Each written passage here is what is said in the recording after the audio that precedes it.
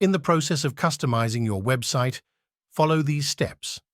First, go to your website and click on the Appearance option.